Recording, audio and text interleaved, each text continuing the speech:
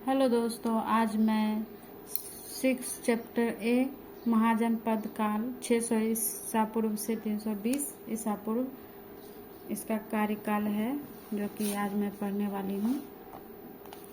ये चैप्टर पढ़ने वाली हूँ।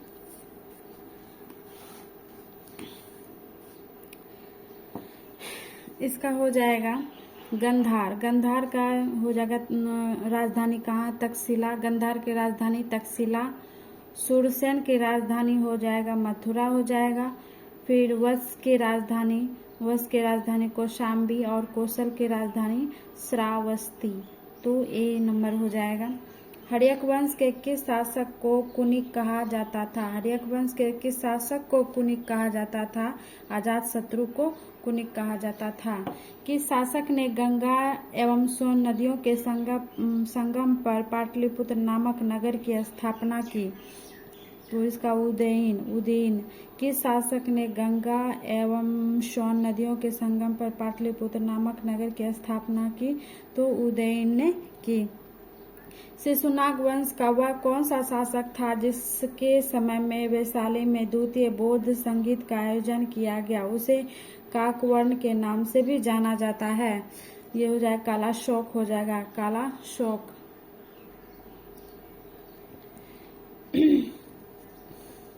अब चौथा होगा शिशुनाग वंश का वह कौन सा शासक था जिसके समय में वैशाली में द्वितीय बौद्ध संगीत का आयोजन किया गया? उसे काकवर्ण के नाम से भी जाना जाता है। काकवर्ण के नाम से कालाशोक को कहा जाता है। काकवर्ण, कालाशोक। 323 ईसा पूर्व में सिकंदर महान की मृत्यु हुई थी। कहाँ हुई थी? बेबीलोन में हुई थी। 323 ईसा पूर्व में सिकंदर महान की मृत्यु हुई थी। कहाँ हुई थी? बेबीलोन में। सिकंदर महान एवं पोरस पुरु की सेनाओं ने निम्नलिखित में से किस नदी के आमने सामने वाले तटों पर पड़ाव डाला था? झेलम नदी के किनारे, झेलम नदी पर। किस प्रकार के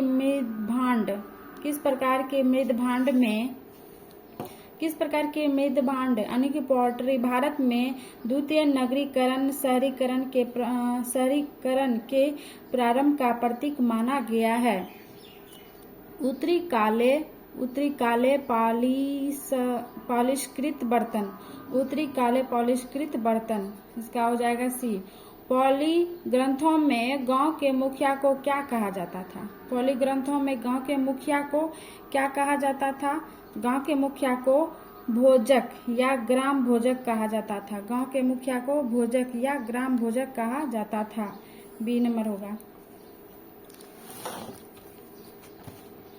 उज्जैन का प्राचीन नाम क्या था? उज्जैन का प्राचीन नाम था अवंतिका। नंद वंश का संस्थापक कौन था? नंद वंश का संस्थापक महापद नंद था। ग्रीक या यूनानी लेखकों द्वारा किसे अग्रमीज या जैंड्रमीज कहा गया? अग्रमीज या जैंड्रमीज कहा गया है। किसे कहा गया है? तो घनानंद को। प्राचीन भारत में पहला विदेशी आक्रमण किनके द्वारा किया गया? ईरानियों के द्वारा। प्राचीन भारत में पहला विदेशी आक्रमण किनके द्वारा किया गया था? ईरानियों के द्वारा। प्राचीन भारत में दूसरा विदेशी आक्रमण एवं पहला यूरोपीय आक्रमण किनके द्वारा किया गया? तो यूनानियों के द्वारा। प्राचीन भारत में पहला विदेशी आक्रमण बोलेगा तो ईरानियों के द्वारा, और प्राचीन भारत में दूसरा विदेशी आक्रमण एवं पहला यूरोपीय आक्रमण किनके द्वारा किया गया? तो यूनानियों के द्वारा। ईरान के हकमनी वंश के किस शासक ने भारतीय भूभाग को जीतने के बाद उसे फारस साम्राज्य का 20वां प्रांत क्षत्रपी बनाया? इसका हो जाएगा डेरिस या दारबाहु फर्स्ट। डेरिस या दारबाहु फर्स्ट।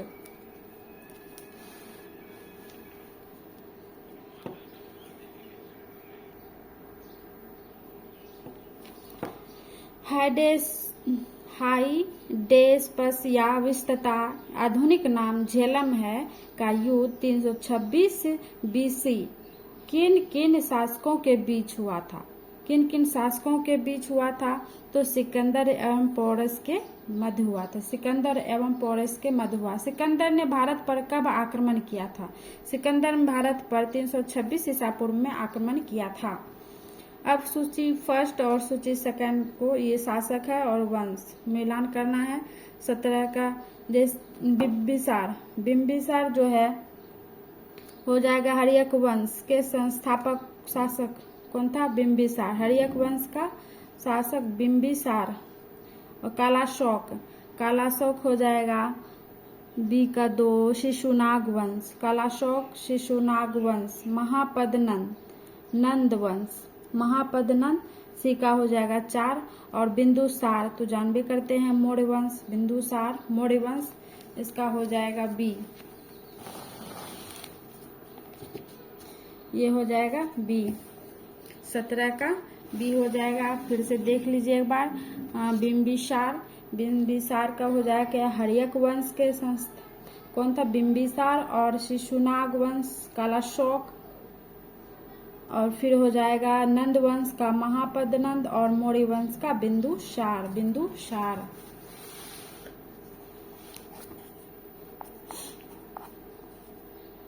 फिर सूची फर्स्ट को सूची सेकंड से मिलान करना है। आधुनिक नाम, क्षेत्र और महाजनपद। जैसे मगध, मगध का हो जाएगा ए नंबर होगा। जैसे ए का देखिए, मगध का हो जाएगा पटना या गया के जिले में मगध है। वत्स जो है ये इलाहाबाद में है। और कौशल कहाँ है? कौशल है अवध में। और अवंती मालवा। अवंती कहाँ है? मालवा। अवंती कहाँ है? मालवा। मगध की प्रथम राजधानी कौन सी थी? मगध की प्रथम राजधानी कौन सी थी? गिरिब्रज या राजगिरी। मगध की प्रथम राजधानी गिरिब्रज या राजगिरी। किस शासक द्वारा सर्वप्रथम पाटलिपुत्र का राजधानी के रूप में चयन किया गया? पाटलिपुत्र का राजधानी के रूप में चयन किया गया, इसका हो जाए उदयन द्वारा। उदयन द्वारा। 16 महाजनपद की सूची उपलब्ध है किसमें? अंगुत्तर।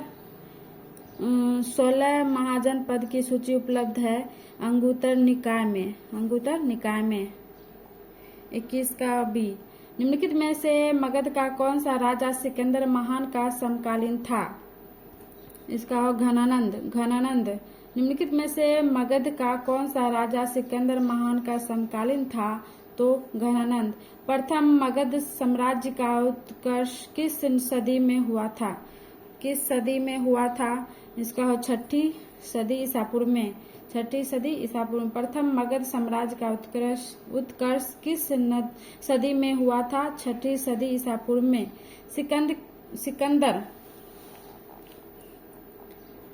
सिकंदर के भारत में सफलता के निम्न कारण है। क्या क्या कारण थे? सिकंदर के भारत में सफलता का क्या क्या कारण था? तो सभी थे। भारत में तब कोई केंद्र सत्ता नहीं थी। उसकी सेना श्रेष्ठ प्रकार की थी। उसे देशद्रोही भारतीय शासकों का सहयोग मिला। वह एक अच्छा प्रशासक भी था। इसका हो जाएगा डी। प्रोघोत 25 का हो जाएगा। 25 का सी हो जाएगा। एक का देखिए प्रोघोत। प्रोघोत अवंती राज का राजा था प्रोघोत। फिर उदयन इसका हो जाएगा बी। वत्स। उदयन जो है वत्स राज का राजा था उदयन। उसके बाद हो जाएगा ये सी का 4 हो जाएगा प्रसेनजीत कौशल का था। प्रसेनजीत कौशल का था। और अजात शत्रु मगध का था। अजात शत्रु मगध का था। ये हो जाएगा सी। 25 का हो जाएगा सी। अभिलेखीय साक्ष्य में प्रकट होता है कि नंद राजा के आदेश से एक नहर खोदी गई थी। नंद राजा के आदेश से एक नहर खोदी गई थी। ये कलिंग में। नंद राजा के आदेश से एक नहर खोदी गई थी। कहाँ खोदी गई थी? तो कलिंग में।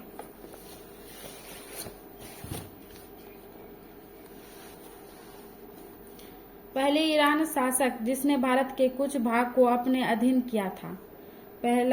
पहला ईरान शासक कौन था? पहला ईरान शासक जो डेरियस था, पहला ईरान शासक जिसने भारत के कुछ भाग को अपने अधीन किया तो डेरियस। मगध के राजा अजातशत्रु का सदैव किस गणराज्य के साथ युद्ध रहा?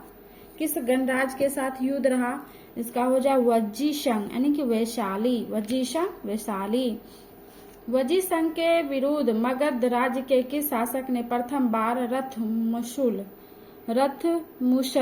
मूसल एक ऐसा रथ जिसमें गदा जैसा हथियार जुड़ा था तथा महाशिलाकंटक यानी पत्थर फेंकने वाला एक युद्ध यंत्र नामक गुप्त हथियारों का प्रयोग किया? इसका हो जाएगा ए अजातशत्रु। वज्जीसंघ के विरुद्ध मगध राज्य के किस शासक ने प्रथम बार रथ मूसल तथा महाशिलाकंटक नामक गुप्त हथियारों का प्रयोग किया? तो अजातशत्रु। नंद वंश का अंतिम सम्राट कौन था? नंद वंश का अंतिम सम्राट कौन था? घनानंद। नंद वंश का अंतिम सम्राट कौन था? तो घनानंद। भारत में सिक्कों या मुद्रा का प्रचलन कब हुआ? भारत में सिक्का या मुद्रा का प्रचलन कब हुआ? 600 ईसा पूर्व में हुआ। निम्न राजाओं पर विचार कीजिए। 32 का सी हो जाएगा, जिसे अजातशत्रु और सी प्रसेनजीत। अजातशत्रु में कौन से बुद्ध के समकालीन थे? यानी कि बुद्ध के समकालीन अजातशत्रु और प्रसेनजीत थे। ए और 3 दोनों हो जाएगा।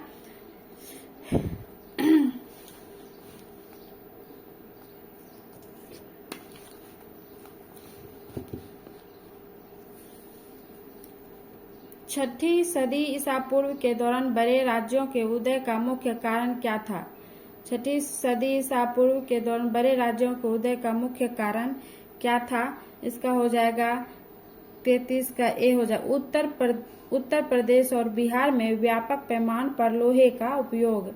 छठी सदी ईसा पूर्व के दौरान बड़े राज्यों के उदय का मुख्य कारण क्या था? उत्तर प्रदेश और बिहार में व्यापक पैमाने पर लोहे के उपयोग। मगध सम्राट बिंबिसार ने अपने राजवेद जीवक को किस राज्य के राजा की चिकित्सा के लिए भेजा था? इसका अवंती के राजा को चिकित्सा के लिए भेजा था। मगध सम्राट बिंबिसार ने अपने राजवेद जीवक को किस राज्य के राजा की चिकित्सा के लिए भेजा था? अवंती। किस शासक ने अवंती को जीतकर मगध का हिस्सा बना लिया? मगध का हिस्सा बना दिया? ये शिशुनाग। किस मगध सम्राट ने अंक का विलय अपने राज्य में कर दिया? तो इसका बिंबिसार। शिशुनाग ने किस राज्य का विलय मगध साम्राज्य में नहीं किया? क्या बोला? किस सम्राट ने अंक का विलय अपने राज्य में कर दिया? तो बिंबिसार ने। और शिशुनाग ने किस राज्य का विलय मगध साम्राज्य में नहीं किया? इसका काशी को नहीं किया।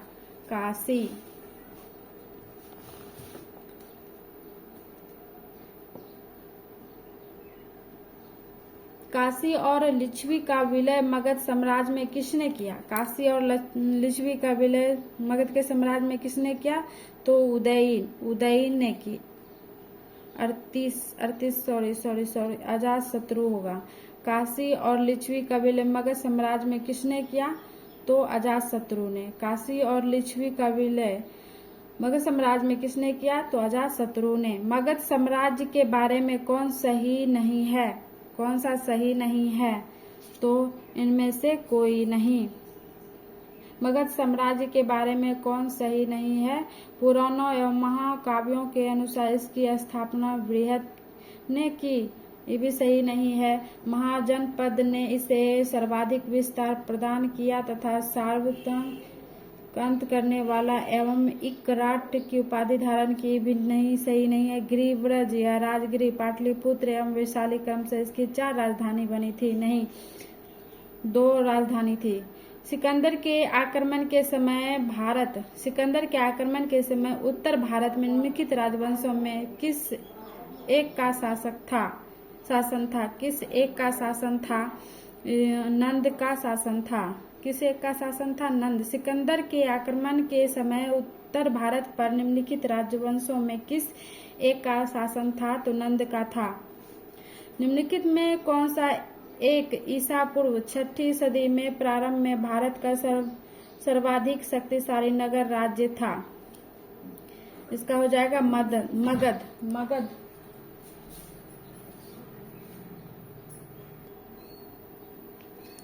निम्नलिखित में से कौन से भारत पर ईरानी आक्रमण के प्रभाव के रूप में माना जाता है? ईरानी आक्रमण के प्रभाव के रूप में माना जाता है तो डी हो जाएगा। खरोष्ठी लिपि का प्रचार, ये भी सही है। अभिलेख उत्कीर्ण करने की कला का प्रचार, ये भी सही है। ईरानियों की छत्र प्रणाली का प्रचार, ये भी सही है। घंटा आकार और गुंबज की कला का प्रचार, ये भी सही। स्त्री अंगरक्षकों की नियुक्ति, यानी कि सारा सही है। कौन कौन से भारत पर ईरानी आक्रमण के प्रभाव के रूप में माना जाता है? तो सभी माना जाता है। निम्नलिखित में कौन सा एक सिकंदर के आक्रमण का प्रभाव नहीं था? सिकंदर के आक्रमण का प्रभाव नहीं था, इसका हो जाएगा डी। उसने भारत को यूनान की रियासत बनाया नहीं।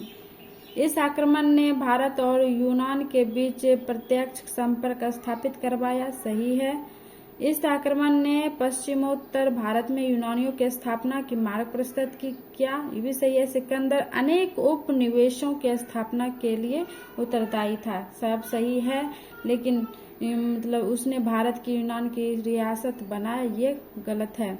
निम्नलिखित में किस राज्य में गणतंत्रात्मक शासन व्यवस्था नहीं थी? मगध में। किस राज्य में गणतंत्रात्मक शासन व्यवस्था नहीं थी? तो मगध में।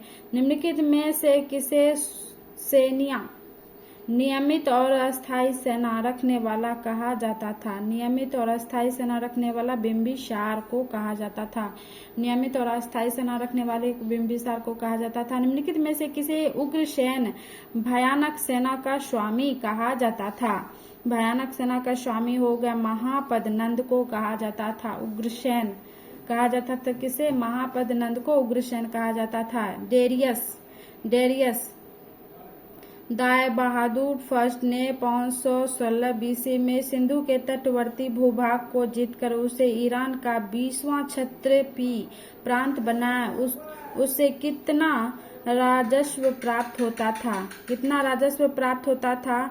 360 टैलेंट प्राप्त होता था। 360।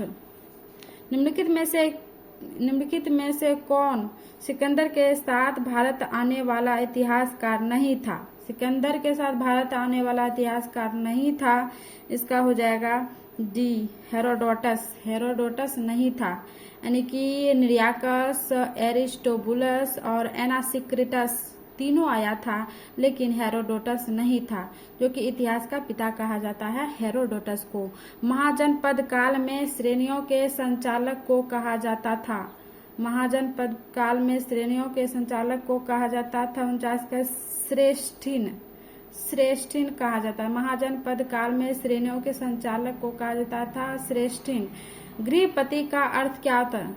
गृहपति धनी किसान। गृहपति का अर्थ होता है धनी किसान। गृहपति का अर्थ होता है धनी किसान। क्या होता है? धनी किसान। सूची फर्स्ट और सूची सेकंड राज्य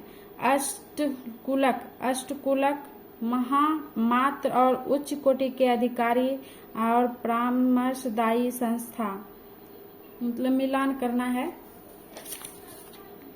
इसका हो जाएगा ए, जैसे ए नंबर हो जाएगा तो इसका यहाँ से देखिए अष्टकुलक जो है अष्टकुलक हो जाएगा ए। परामर्शदायी संस्था। फिर हो जाएगा महामात्र उच्च कोटि के अधिकारी को महामात्र कहा जाता है। फिर यहाँ बलि साधक। इसका किसानों से कर वसूलने वाला अधिकारी को बलि साधक कहते हैं। और शोलिक या शुल्काध्यक्ष किसे कहते हैं? शिल्पियों या व्यापारियों से शुल्क या चुंगी वसूलने वाले अधिकारी को क्या करते हैं? शुल्काध्यक्ष कहा जाता है। शुल्काध्यक्ष कहा जाता है। मगध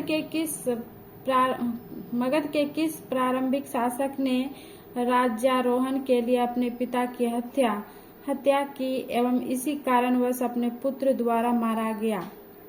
इसका हो जाएगा अजातशत्रु। अजातशत्रु जो है अपने पिता की हत्या कर दी।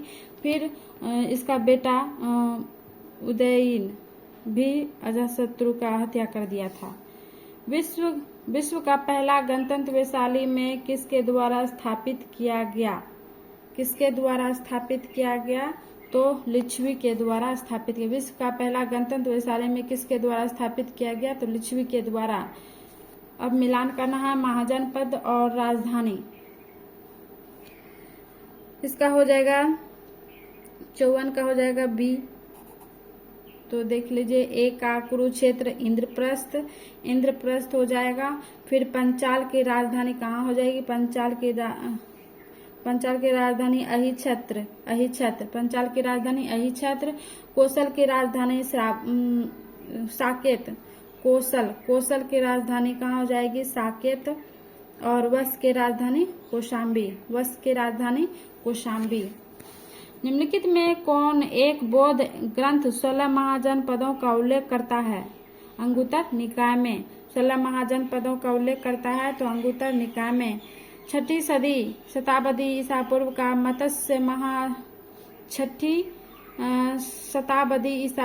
मत्स्य महाजनपद स्थित था। कहाँ स्थित था? तो इसका हो जाएगा राजस्थान में। निम्नलिखित में से किस एक नदी को पहले विस्तृता नाम से भी जाना जाता है? विस्तृता के नाम से भी जाना जाता है झेलम को जाना। निम्नलिखित महाजनपदों में से गण संघ अल्प तंत्र को पहचानिए। 58 का हो जाएगा बी वज्जी।